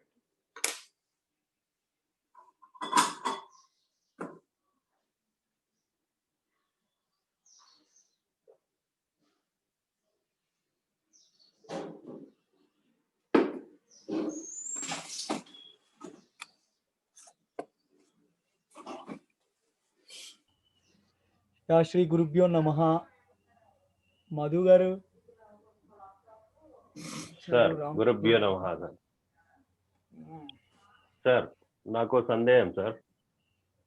సార్ ఇప్పుడు అదే సార్, ఇప్పుడు పరమేశ్వరునికి అంటే పరమేశ్వరుడు, విష్ణు, బ్రహ్మకి వీళ్ళకి అంటే అంతం అనేది ఉందని చెప్పారు, అమ్మవారికి లేదన్నారు. మరి ఆల్రెడీ అమ్మవారు సగభాగం అంటున్నారు కదా పరమేశ్వరంలో. మరి ఇది ఎట్లా పాసిబుల్ సార్? అది శాశ్వతం. చిన్న సైంటిఫిక్ అనాలిసిస్ ఏమిటంటే, శక్తి నుంచే వస్తువు తయారైంది. ఆ వస్తువుని కనుక మనం వాడుకోవాల్సిన విధంగా వాడుకున్నట్లయితే శక్తి దాని నుంచి రిలీజ్ అవుతుంది. మన బొగ్గుల నుంచి లేక కలప నుంచి ఉష్ణ శక్తిని తయారు చేసుకోగలుగుతున్నాం. నువ్వు ఏ వస్తువుని విడగొట్టినా కూడా లోపలికి పోయి తొంగి చూసినట్లయితే చిట్టు చివరికి అవి ఎలక్ట్రాన్, ప్రోటాన్, న్యూట్రాన్ కింద మారిపోతాయి. ప్రతి అణువులో కూడా ఎలక్ట్రాన్ అనేటువంటి శక్తి ఎప్పుడూ దాగి ఉంటుంది. మనం చేసే పని ఏంటంటే ఎలక్ట్రాన్ని రిలీజ్ చేసి అది ఎలక్ట్రిసిటీ కిందనో లేక వేడి కిందనో లేకపోతే కాంతి కిందనో మార్చుకుంటా ఉంటాం. లేక నేను చెప్పదలుచుకున్న విషయం ఏంటంటే, శక్తి లేకుండా వస్తువు ఎప్పుడూ ఉండదు, కానీ వస్తువు లేకుండా శక్తి ఉండగలదు. ఈ పాయింట్ జాగ్రత్తగా గుర్తుపెట్టుకోండి. శక్తి లేకుండా వస్తువు అనేది లేదు. ప్రతి వస్తువు గడ్డగట్టిన శక్తి మాత్రమే. కానీ వస్తువు లేకుండా శక్తి ఉండగలదు. మొట్టమొదట శక్తి 18 రకాలుగా రూపొంది తర్వాత వస్తువు కింద రూపొందింది. అయితే వస్తువులు అనేవి కొత్తవి కాదు, ఈ శక్తి యొక్క గడ్డగట్టిన రూపమే. కానీ వస్తువులు తయారు కాకముందు కూడా శక్తి ఉంది. కాబట్టి ఆయన అర్ధనారీశ్వరుడు అన్నప్పుడు వస్తువు నాశనం అవుతుంది కానీ శక్తి ఎప్పుడు నాశనం కాదు. శక్తిని నాశనం చేయలేము, పెంచలేము, తగ్గించలేము. కాబట్టి అది వస్తు రూపం నుంచి మారుతుంది. అక్కడ పరమేశ్వరుడు అంటే ఆయన పోలే, పరమేశ్వరుడు శక్తి రూపంలోకి మారిపోయినాడు. శక్తి ఎప్పుడు కాన్స్టెంట్ గా ఉండేదే. కాబట్టి అందరూ పోయినా కూడా వస్తు రూపం పోయింది, శక్తి రూపం మిగిలింది అని చెప్పేస్తాం. అంతేగాని వ్యక్తమయ్యే రూపం నుంచి అవ్యక్తంలోకి మారిందనే కానీ శక్తి ఎప్పటికీ మార్పు చెందదు. కాబట్టి ఆమె ఎప్పుడు కాన్స్టెంటే. శివుడు మిగిలిన అర్ధ భాగము లేదా వస్తు రూపం అనుకున్నట్టయితే ఆయన కనిపిస్తున్నాడు కాబట్టి వస్తు రూపం అనుకోవాలి. ఆయన మాత్రం కనపడకుండా పోవచ్చు. కనపడకుండా పోవచ్చు అంటే శక్తి రూపంగా మారిపోతాడు, లేక మూల రూపంలోకి పోతాడు అని చెప్పారు. కాబట్టి వస్తువు అనేది శక్తి లేకుండా ఉండదు, వస్తువు లేకుండా శక్తి ఉండగలదు అనేది గుర్తుపెట్టుకుంటే డిస్ట్రక్షన్ అనేది ఏమీ లేదు అక్కడ. రూపం మారే శక్తిగా మారిపోయింది అని చెప్పి అర్థం. Is it clear? అదే సార్. Sir okay sir. అంటే శక్తిలోంచే రూపం అనేది ఏర్పడ్డది. ఈ రూపం అనేది పోవచ్చు కానీ శక్తి మాత్రం కాన్స్టెంట్. అది మాత్రం ఎప్పటికీ మారదు. Exactly. Thank you sir. Sir ఇంకోటి, ఒక వీడియో వస్తుంది, తులసి చెట్టు పెట్టి అదేదో ఇన్స్ట్రుమెంట్ పెడితే దానికి వైబ్రేషన్ వచ్చి అది అటు ఇటు తిరుగుతుంది, అంత వైరల్ అవుతుంది. ఒక తులసి చెట్టుకు మాత్రం కాదు, అతను ఏం చేస్తున్నాడంటే, అది నేను ఇంకా ఎక్స్పెరిమెంట్ చేయలేదు కాబట్టి నేను దాని మీద డెఫినెట్ గా ఏం చెప్పలేను. ఒక ఎల్ షేప్డ్ రాడ్ ఒకటి తీసుకున్నాడు ఇట్లాంటిది. దీనికి పైన హ్యాండిల్ ఒకటి తొడిగినాడు. అంటే ఈ హ్యాండిల్ ని మనం పట్టుకుంటే ఇది ఫ్రీగా తిరగలుగుతారు. దీని మధ్యలో మనం కంట్రోల్ మాత్రం చేయం. జనరల్ గా టైర్లు మార్చుకునేటప్పుడు ఇటువంటి దాన్ని జాకీని ఉపయోగిస్తూ ఉంటాము. ఇది మనం చేతిలో పట్టుకుంటాం ఈ పిడి లోపల ఉండేటువంటిది ఇది స్వేచ్ఛగా కదులుతుంది. ఇట్లాంటి 2 తయారు చేసుకున్నాడు అతను. 2 తయారు చేసుకొని ఈ రెండింటిని మామూలుగా ఇట్లా పెడితే దగ్గరకు ఉంటాయి. కానీ తులసి దగ్గరికి పోయినట్లయితే ఇట్లా దూరంగా జరుగుతున్నాయి. దానివల్ల తులసి చాలా పవర్ఫుల్ అని చెప్పి ఆయన చెప్తా ఉన్నాడు. కానీ అది నిజంగా అట్లనే జరుగుతుందా, లేక ఇంకా సమ్ అదర్ టెక్నిక్ ఏమన్నా ఉందా అనేది ఒకటి చూడాలి.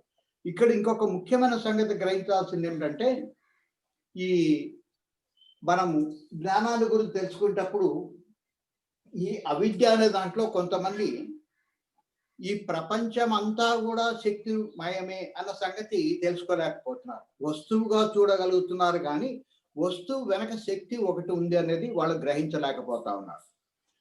అది ఒక స్థితి వరకు మాత్రమే కరెక్ట్. అంటే వాళ్ళకు కొంత అవిద్య ఉంది, కొంత విద్య కూడా ఉంది. అయితే ఏమిటి వాళ్ళకు ఉండే విద్య అంటే, వెనక ఒక శక్తి ఏదో ఉంది అనుకుంటున్నారు. కానీ ఆ శక్తి ఎక్కడో ఉంటుంది, వైకుంఠంలోనో కైలాసంలో అనుకోవడం వాళ్ళకు ఉండేటువంటి అవిద్య. కొంతమంది ఇంకొక మెట్టు పైకెక్కి తులసి చెట్లో ఉంది శక్తి, అట్లాగే రావి చెట్లో ఉంది, గోమాతలో ఉంది అని అనుకుంటున్నారు. వాళ్ళు ఒక మెట్టు పైన ఉన్నారు, కానీ మిగిలిన వాటిలో లేదు అనుకోవడం వాళ్ళకు ఉండేటువంటి అవిద్య. ప్రపంచంలో ఏ వస్తువు అయినా సరే దాని వెనక శక్తి లేకుండా ఏ వస్తువు ఉండదు. శక్తి యొక్క గడ్డగట్టిన రూపమే ఈ ప్రపంచం అన్న సంగతి ఎప్పుడైతే మనం గ్రహించగలుగుతామో అన్నిట్లో కూడా ఈ రకమైన శక్తి ఉంటుంది. అయితే ఇతను చేసిన ఎక్స్పెరిమెంట్లోన తులసి చెట్టు దగ్గర మాత్రమే కనిపించిందంటే మిగిలిన చెట్ల దగ్గర రియాక్షన్ ఎట్లా ఉంది అనేది మనకు తెలియదు. అది తులసి చెట్టుకు మాత్రమే వస్తుందా, ఇంకొంచెం పవిత్రమైన మనం భావించే చెట్లకు కూడా వస్తుందా, ఇంకా అది తెలియదు. కాబట్టి నేను సైంటిఫిక్ గా దాన్ని ఇప్పటికి అయితే ఎవాల్వ్ చేయలేదు. చాలా సార్లు ఇటువంటి ఎక్స్పెరిమెంట్స్ ఎట్లా ఉంటాయంటే, పైకి కనిపించేటట్టుగా కాకుండా లోపల ఏదో చిన్న ట్రిక్ ని ఒకటి ఇంపోజ్ చేసి ఉంటారు. అందుకని నేను ఇట్లాంటి ట్రిక్స్ చాలా చూశాను. ఆయన ఒక బ్యాటరీ లాంటిది పట్టుకొని ఒక కింద నుంచి ఒక వైర్ పెట్టి ఇక్కడ ఒక బల్బ్ పెడతాడు. దానిపైన పెట్టగానే ఆవు పిడక మధ్యలో పెడతాడు. అక్కడ పెట్టగానే అది వెలుగుతుంది. మనం ఏమనుకుంటామంటే ఆవు పిడక నుంచే వెలిగింది, ఆవు పిడకలో శక్తి ఉంది అని అంటారు. అది ఇప్పుడు కూడా బాగా వైరల్ గా అవుతున్నటువంటి. తర్వాత ఇంకొక ఆయన దాన్ని ఎక్స్ప్లోర్ చేసినాడు. ఈ ఆవు పిడక లోపల ఒక సెల్స్ ఉంది, ఇక్కడికి అక్కడికి మధ్యలో వైర్ కనెక్షన్ ఉంది. అది భేదించిన తర్వాత అంతవరకు ఉండేటువంటి సీక్రెట్స్ గట కాస్త బయటపడిపోయింది. కాబట్టి మనము తులసి చెట్టు గొప్పది అనుకోవడం తప్పేం కాదు, కానీ మిగిలిన చెట్లు పనికి రావు అనుకోవడమే మనకు ఉండేటువంటి అవిద్య. అన్నీ కూడా అమ్మవారి రూపాలను గ్రహించడమే పూర్తి విద్య అని గుర్తుపెట్టుకోండి. సార్ నేను ఆ వీడియోలో ఒక చిన్నది పాయింట్అవుట్ చేశాను సార్. ఏదైతే తను యాంగిల్స్ పట్టుకొని ఎప్పుడైతే ఏదో క్రాక్ దగ్గర పెట్టినప్పుడు కాన్స్టెంట్ గా ఉంది, తులసి చెట్టు దగ్గరికి పెట్టి ఎప్పుడైతే అతను పెడుతున్నాడో అప్పుడు కొద్దిగా బ్రిస్ట్ అయితే ఏదైతే ఉందో హ్యాండ్ ది, అది కొద్దిగా పైకి లేపినట్టు నాకు అనిపించింది సార్. మళ్ళీ ఈ కూరగాయ తూకం చేసే వాళ్ళు కూడా ఇదే టెక్నిక్ నే వాడుతూ ఉంటారు. కూరగాయ మట్ట మనకు త్రాసు చూపించినప్పుడు ఇట్లా చూపిస్తారు, చాలా స్పష్టంగా 2 బ్యాలెన్స్ అయినట్లుగా కనిపిస్తాయి. తర్వాత ఇటువైపు రాళ్ళు పెట్టి అటువైపు కూరగాయలు వేస్తారు. వాళ్ళు ఏం చేస్తారంటే కూరగాయలు ఎక్కువ రాకూడదని ఉద్యోగం చేస్తారు, ఒక పక్క చిటికలు వెళ్తూ నొక్కి పట్టుకుంటారు. ఆ టెక్నిక్ ని మన కంటి కనపడకుండా వాడుతూ ఉంటారు. నేను కూడా మీరు చెప్పింది అబ్జర్వ్ చేస్తున్నాను. అతను ఏమంటున్నాడంటే, ఇది ఫ్రీగా కదులుతాయి, మనం ఇట్లా చేయన్నా కూడా దీంతో చేతిలో ఉండే హ్యాండిల్ కి లోపల ఫ్రీగా ఉన్నాయి కాబట్టి కొంచెం ఇట్లా అంటే ఆ కదలికి ఇట్లా వస్తాయి. లేక ఒకసారి ఇట్లా తిప్పినట్టయితే పాత రోజులు విసనకర్రలు వచ్చేటి, విసనకర్ర పిండి దగ్గర ఒక చిన్న గొట్టం లాంటిది వేసేవాళ్ళు. ఆ గొట్టాన్ని పట్టుకొని ఇట్లా అట్లా అంటుంటే విసనకర్ర తిరిగేది. ఆ తిరిగినట్లుగా అది ఫ్రీగా ఉంది కాబట్టి అతన్ని కనుక దూరం చేయాలనుకున్నట్లయితే కొంచెం వెనక్కి వాలిస్తే భూమాకర్షణ శక్తి వల్ల పక్కకి జరుగుతాడు. ఆ టెక్నిక్ వాడినాడా ఏమో తెలియదు నాకు. కాబట్టి అది ఫిజికల్ గా ఎగ్జాక్ట్లీ మనం వాడాడు సార్. నేను చాలాసార్లు వీడియో రిపీట్ చేసి చూశాను. చేసాడు, అట్లా చేశాడు. ఓకే. నువ్వు నా మంత్రి. సార్ నమస్తే అందుకనే రాఘవరావు గారు. నమస్తే నమస్తే అమ్మా. సార్.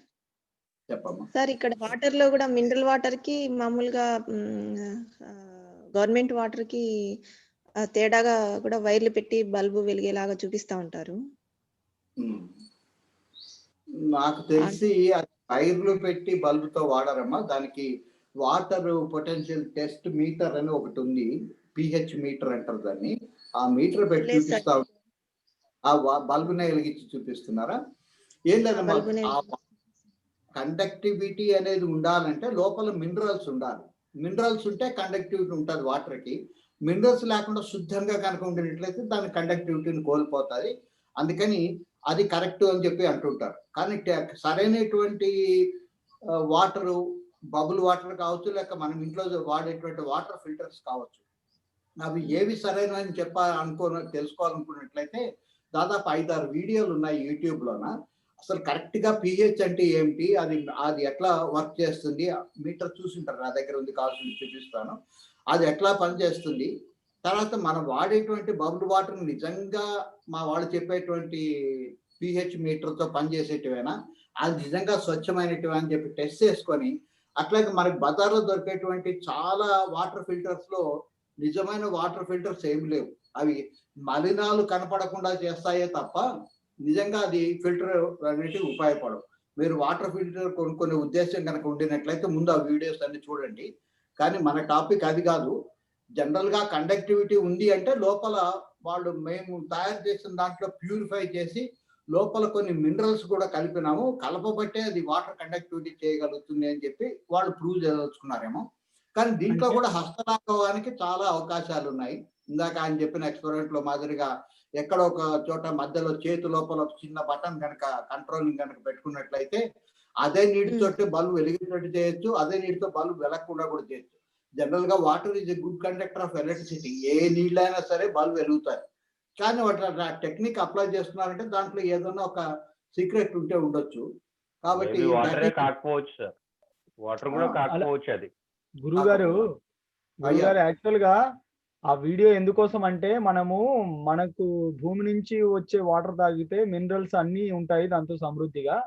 ఈ బబుల్ వాటర్స్, ప్యూరిఫైడ్ వాటర్ తాగితే మనకేమీ వస్తలేదు, హెల్త్ కి సంబంధించి ఏమి ఉండవు, మినరల్స్ ఉండవు అని ప్రూవ్ చేయడానికి ఒక ఆయన అందరూ భూమి నుంచి వచ్చే స్వచ్ఛమైన వాటరే తాగండి, మినరల్ వాటర్ తాగితే మీ ఎముకలు అరిగిపోతున్నాయి, హెల్త్ చెడిపోతుంది, మినరల్స్ దొరకడం లేదని ప్రూవ్ చేయడానికి ఆ వీడియో చేశాడు.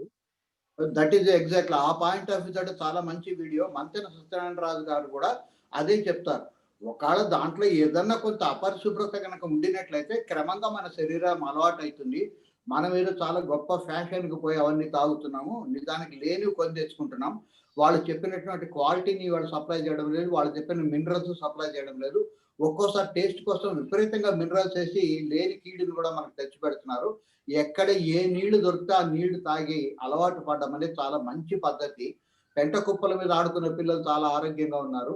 ఏసీ రూమ్ లో పెరిగేటోళ్ళు బయటకు వస్తే ఒక్క క్షణం కూడా తట్టుకోలేకపోతున్నారు. కాబట్టి సెల్ఫ్ రెసిస్టెన్స్ డెవలప్ చేసుకోవడమే కరెక్ట్ అయిన పద్ధతి అని చెప్పి ఉద్దేశం. మనం అనుకున్నట్టుగా బబుల్ నీళ్లు అంత పరిశుభ్రమైనవి ఏమి కాదు, వాళ్ళు చెప్పినంత క్వాలిటీ లేదు. కాకపోతే మన ఫెయిత్ దాన్ని బతికిస్తుంది అంతే తప్ప నిజానికి అవేమంత పనిచేయవు. మనకు ప్రకృతిలో దొరికే వాటిలో పరిశుద్ధమైనది కేవలం రెయిన్ వాటర్ మాత్రమే. ఇంక మిగిలినవన్నీ కూడా ఎన్నో కొన్ని ఏదో ఒక రకమైన మినరల్స్ కలిసి ఉంటాయి. దాంట్లో ఎక్కడైనా కొన్ని ప్రాంతాల్లో పనికిరాని మినరల్స్ కలుస్తూ ఉండొచ్చు, లేక ఫ్యాక్టరీ నుంచి వచ్చే వేస్టేజెస్ కనుక వచ్చినట్టయితే మన ఏలూరులో జరిగినట్టుగా జరుగుతూ ఉండొచ్చు. కాబట్టి ఆ జాగ్రత్త కానీ తీసుకున్నట్లయితే మనం డైరెక్ట్ గా రిగ్ లోంచి తీసుకునే నీళ్ళే చాలా సేఫెస్ట్ వాటరు. కొద్దిగా తుప్పు వాసన వస్తే రావచ్చు, కానీ అది కూడా మంచిదే. ఎందుకంటే రక్తము మనకు లోపల తయారు కావాలంటే కొంత ఐరన్ అనేది కంటెంట్ ఉండి తీరాలి. కాబట్టి దాన్ని కాచి వడవర్చుకొని తలారి పెట్టుకొని తాగినట్లయితే ఉత్తమం. లేక డైరెక్ట్ గా తాగినా ఏం కాదు. మన ఊరికి అనవసరంగా బబుల్ వాటర్ అనుకునేటివి, లేక రైల్వే స్టేషన్ లో ఈ సీసాలు దొరికేటి నిజమైనటువంటి వాటర్ ఏం కాదు, అంతా కల్తీ వాటర్ అది అని చెప్పి అర్థం. గురువు గారు ఒక చిన్న శ్యామ్ సుందర్ గారు అని కొత్తగా జాయిన్ అయ్యారు. ఆ ఓకే. సార్కి ఒక చిన్న సందేహము అబౌట్ ఫ్లూట్ గురించి. ఆయన ఫ్లూట్ నేర్చుకోవాలనుకుంటున్నారు. చెప్పండి. ఆయన దగ్గర 3 ఫ్లూట్స్ ఉన్నాయట. ఏది దేంతో చేయొచ్చు ఒకసారి కెన్ యూ ప్లీజ్ సజెస్ట్? ఉన్నారా ఆయన? బిగినర్. ఉన్నారు సార్ ఉన్నారు. సార్ మీరు వీడియో ఆన్ చేయండి. గురుగారు నమస్కారం గురుగారు. నమస్తే నమస్తే అండి. మీ దగ్గర ఏ ఫ్లూట్లు ఉన్నాయండి? స్ట్రైట్ ఫ్లూటా లేకపోతే సైడ్ ఫ్లూటా? అంటే యాక్చువల్ గా ఇక్కడ కృష్ణకాంత్ పార్క్ దగ్గర ఒక ఆయన ఫ్లూట్ నేర్పిస్తాను వచ్చారు. మేము వాకింగ్ వెళ్ళేప్పుడు ఓకే. ఆయన ఏమన్నారంటే నేను రెగ్యులర్ గా నేర్పిస్తా అన్నారు. కొన్ని రోజుల తర్వాత ఆయన ఫ్లూట్లు అమ్మాడు. సబ్సిక్వెంట్ గా ఆయన మళ్ళీ రావడం మానేశాడు. ఓకే. ఇది ఉందండి. ఓకే. ఒక్కసారి ఆ హెడ్ దగ్గర చూపించండి నాకు. Head okay. ఇప్పుడు మీరు నేర్చుకోవాలనుకుంటున్నారు. అవునండి. నేనేమంటానంటే స్వామి ఇది కూడా ఉందండి ఇంకోటి. ఏది చూపించండి? హెడ్ చూపించండి. స్ట్రైట్ పైకి కెమెరా మీ మొహం దగ్గర పెట్టండి సార్. ఫ్లూట్ మీ ఫేస్ దగ్గర పెట్టండి. అది స్ట్రైట్. ఇది స్ట్రైట్ అండి. ఈ రకంగా వస్తుందండి. నాకు ఎక్కువ టైం లేదు, ఒక 5 minutes టైం మాత్రమే ఉంది. జస్ట్ చెప్తాను వినండి. పొరపాటున కూడా స్ట్రైట్ ఫ్లూట్ దగ్గరకు పోవద్దు. సాధారణంగా ఫ్లూట్ గానే వాయించాలనే తపన ఒకటి ఉంటుంది.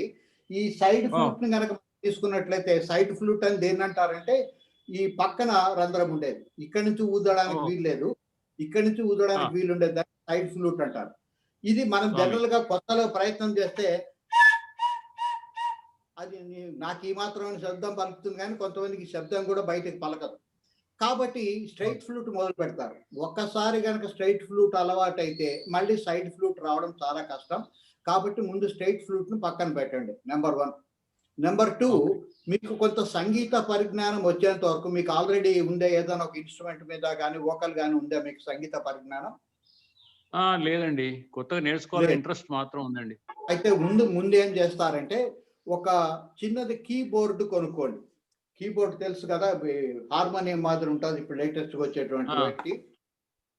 కీబోర్డు కొనుక్కొని దాని మీద సరళి స్వరాలు, జంట స్వరాలు ఎవరైనా సంగీతం తెలిసిన వాళ్ళ దగ్గర ముందు ప్రాక్టీస్ చేయండి. మొట్టమొదట ఫింగరింగ్ రావాలి, తర్వాత హియరింగ్ ఇయర్ అనేది ఒకటి రావాలి. అంటే ఒక శబ్దాన్ని బయట పాటను వింటే దాన్ని రాగంలోకి మార్చుకోవాలనే టెక్నిక్ దాన్ని హియరింగ్ ఇయర్ అంటారు. అది ముందు మీకు అలవాటు కావాలి. అది అయిన తర్వాత అప్పుడు ఫ్లూట్ దగ్గరకు రండి. ఎందుకు అప్పుడు అంటున్నానంటే మీరు కీబోర్డు వాయించడానికి కష్టపడక్కర్లేదు. కీబోర్డ్ లో సులభంగా శబ్దాలు బయటకు వస్తాయి. అక్కడ సంగీతం మాత్రమే నేర్చుకోవాలి. కానీ ఫ్లూట్ మీద డైరెక్ట్ గా ప్రయత్నం చేస్తే ఒక పక్క సంగీతం నేర్చుకోవాలా, అసలు దీన్ని మోగేటట్టుగా చేయడం పెద్ద ఇబ్బంది. అంటే సంగీతము ప్లస్ మోగించడము 2 కష్టాలు దీంట్లో ఉంటాయి. ముందు కీబోర్డు మీద సరళి స్వరాలు, జంట స్వరాలు నేర్చుకోండి. తర్వాత అవి బాగా వచ్చిన తర్వాత అప్పుడు ఫ్లూట్ ఎట్లా మోగించాలనేది మళ్ళీ ఒకసారి మీకు చెప్తాను నేను. అప్పుడు మొదలు పెడదాం. కాబట్టి డైరెక్ట్ గా ఫ్లూట్ దగ్గరకు మాత్రం పోవద్దు. అన్నిటికంటే ఉత్తమమైన సాధనం ఫ్లూటే. ఎందుకంటే మనసు, చిత్తము ఏకాగ్రంగా చేర్చుకోగలిగినటువంటి సాధన అదే. కళ్ళు మూసుకొని కూడా ప్రాక్టీస్ చేయొచ్చు కాబట్టి అదే మంచి సాధనం. కానీ డైరెక్ట్ గా ఫ్లూట్ దగ్గరకు మాత్రం పోవద్దు. ముందు కీబోర్డు మీద సరళి స్వరాలు, జంట స్వరాలు నేర్చుకోండి. వీలైతే 1-2 పిల్లారి గీతాలు నేర్చుకోండి. తర్వాత అప్పుడు దీని దగ్గరకు వద్దాం. సరేనా? ఓకే, మళ్ళీ సోమవారం కలుద్దాం. అంతవరకు శ్రీకృష్ణ అర్పణ. గురుభ్యో నమః. అందరికీ సంక్రాంతి శుభాకాంక్షలు. గురువు గారికి అందరికీ కూడా. మీకు కూడా. నెక్స్ట్ క్లాస్ ఇంకా ఈ 3 days హాలిడేస్ ఉంటాయండి. 13, 14, 15 హాలిడేస్ ఉంటాయి. అండ్ సాటర్డే సండే ఉండదు కాబట్టి will meet on Monday. Okay. శ్రీ గురుభ్యో నమః. అండ్ ఒక గ్రూప్ స్టార్ట్ చేశాము, సూర్య నమస్కారం అని. అందరూ ఆ గ్రూప్ లో జాయిన్ అవ్వగలరు. నేను లింక్ పెట్టాను ఆల్రెడీ గ్రూప్ లో. 13th నుంచి, రేపటి నుంచి రోజు మీరు ఎన్ని సూర్య నమస్కారం చేస్తారో నేను మీకు వీడియో పెడతాను. సూర్య నమస్కారం ఎలా చేయాలని అది గ్రూప్ లో పెడతాను. ఎన్ని సూర్య నమస్కారం చేస్తారో ఆ కౌంట్ నేను టెంప్లెట్ కూడా పెడతాను, అది కూడా పెట్టాలి వీలైన వాళ్ళు. సంజీవరావు గారు, మా వాళ్ళకు కూడా నేను లింక్ ఫార్వర్డ్ చేశాను. మా దాంట్లో సత్యసాయి ధ్యాన మండలి వాళ్ళు కూడా రోజు సూర్య నమస్కారాలు చేస్తారు. యా షూర్ వాళ్ళు మరి చేస్తారో లేదో నాకు తెలియదు. తెలిస్తే వాళ్ళు ఒక్కోసారి మీరు చెప్పిన దాన్ని ఇట్లా కాదు అట్లా అని అడగొచ్చు. అడిగితే ఏమో ఇబ్బంది పడొద్దండి, వాళ్ళకి ఎక్స్ప్లెయిన్ చేయండి. వాళ్ళు ఆల్రెడీ చేస్తున్న వాళ్ళే. ఎస్ సార్ ఎస్ సార్ అయినా ఏమైనా గట్టిగా మాట్లాడితే నా పేరు రెఫర్ చేస్తారు వాళ్ళు, మా సార్ చెప్పినాడు అని. అందుకని జాగ్రత్తగా ఉంటాయి. Thank you sir, thank you. Okay, శ్రీ గురుభ్యో నమః. శ్రీ గురుభ్యో నమః. సభాయ నమః. కృష్ణార్పణ. కృష్ణార్పణ.